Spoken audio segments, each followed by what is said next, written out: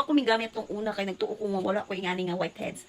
Pero mo din nakita wow. Ang kalindot nilang bina mga besh no kay makakuha ni siya dirt dili imong skin ang kwaong so ayok hadlok. Ang makuha niya is ang dirt, ang blackheads ug ang whiteheads nga naa sa imong ang nawong.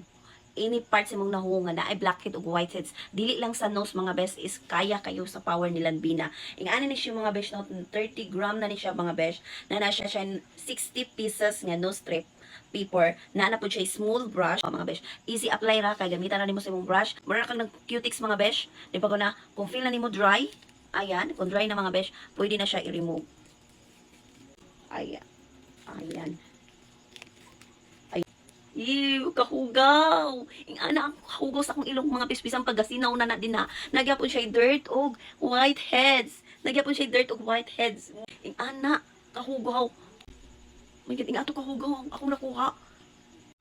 Ang kapis tanawa akong ilong. Ma-feel dyan mong nakuha. Oh my God, nga na siya kahugaw. Okay. Kung imo ni siya sulayan mga besh ang lambina, dili dyan di makamahay.